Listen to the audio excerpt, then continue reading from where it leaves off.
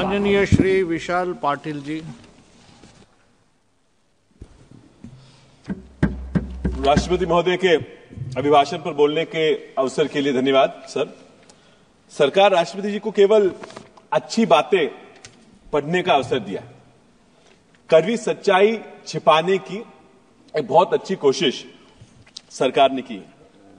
Present address किसी balance sheet की तरह होता है। सो देयर आर एसेट्स जो उपलब्धियां हैं सरकार की, एंड देयर आर लायबिलिटीज कि जहां कुछ चूक हो गई, कुछ रह गया, तो जो रह गया उससे बहुत कुछ सीखने को मिलता है। लेकिन ये जो अभिभाषण रहा, ये बस सरकार के लिए इलेक्शन का एक पार्टी मैनिफेस्टो और इलेक्शन का दिल्ली और बिहार के इलेक्शन का अनाउंसमेंट का यह अभिभाषण रहा। सिर्फ चुनिंदा उपलब्धियों के जश्न पे इन्होंने बहुत अभिभाषण में समय बिताया, लेकिन चुनौतियां हैं उस पर पूरी तरह चुप्पी थानी रखी। सर, आत्मनिर्भर भारत की ये बात करते हैं और बहुत लोग बोले कि आधी से ज्यादा आबादी अगर आत्मनिर्भर ना होके सरकार के जन कल्याण के स्कीमों में अनाज के लिए अगर उनके सामने जाना पड़ता है, तो ये क्या सही मायने में आत्मनिर्भरता है या ये आर्थिक विफलता का एक प्रमाण पत्र है? सर, मैं सरकार को ये बताना चाहता हूं कि गरीबी ये हटाना चाहती है या गरीबों को ये सरकार पे निर्भर रखना चाहती है? सर, ये दुर्दशा ऐसी है और इट्स अक्रॉस, और किसानों के बारे में भी। और मैं अकेला नहीं कहता, मेरे पार्टी के या हमारे अलायंस के लोग नहीं कहते, लेकिन खुद संविधान के जो सेकंड पोस्ट है उपराष्ट्रपति जी, उन्होंने कहा है कृषि मंत्री जी को कि कृषि मंत्री का हर एक पल भारी है और उन पर काल चक्र घूम रहा है। ये उपराष्ट्रपति जी ने कहा।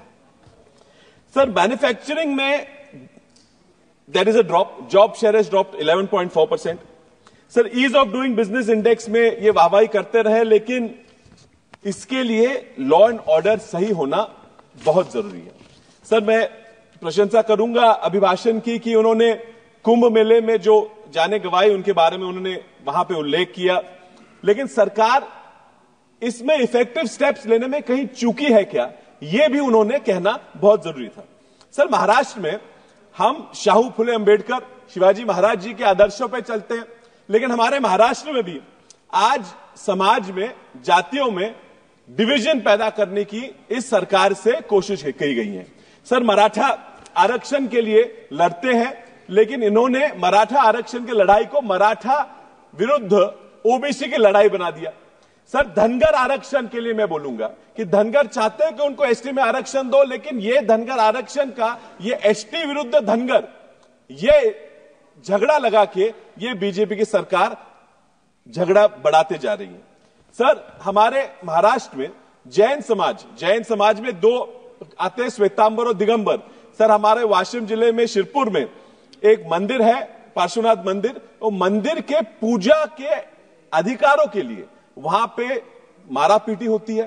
दिगंबर समाज के लोग वहां जब पूजा करने जाते हैं उन्हें मारा जाता है। और ये एक ही धर्म के, एक ही समाज के लोग अगर झगड़ रहे हैं, इनका झगड़ा खत्म करने का, इनमें कोई तो सोल्यूशन निकालने का कोई भी प्रयास इस सरकार ने नहीं किया। क्या सरकार ये चाहती है कि लोग झगड़ते रहे और इसमें से हम जीतते रहे? सर, अभी अभी किसी वक्ता ने कहा, दुबे जी ने कहा कि धर्म पे ओबीसी का इन्होंने धर्म से जोड़ लिया। सर, ओबीसी का धर्म का क्या लेना देना? Caste is agnostic, it's got nothing to do with religion, but every time they want to convert this caste into a religious thing. Sir, सरकार मिडिल क्लास को एक एटीएम की तरह इस्तेमाल करने की कोशिश करती है। सर, आरबीआई के आंकड़ों के अनुसार sir net house hold saving 50 साल के सबसे नीचे स्तर पर पहुंच चुकी है। सर, सरकार ने there is something called a middle income trap and it's a real thing, and unfortunately it looks like this government is leading us all into that middle income trap. Anyway sir, there's a lot I could say and we have many opportunities and thanks for allowing me to speak till now, but महोदय, मैं ये सपनों का भारत नहीं, ये संघर्ष का भारत बनते जा रहा है। और तो मैं जनता महंगाई, बेरोजगारी, गरीबी, इसके बोझ तले दबी हुई है और सरकार सिर्फ जुमले और नारों की घुट्टी पिलाने में व्यस्त है। सरकार से मैं अनुरोध करता हूं कि विज्ञापन की सरकार ना चलाए और काम करने वाली सरकार चलाए। सर, मैं इतना बोल के मेरा भाषण खत्म करता हूं। जय हिंद, जय महाराष्ट्र, जय भीम। महाराष्ट्रातील सर्व बातम्यांचे विश्वासार्ह व्यासपीठ,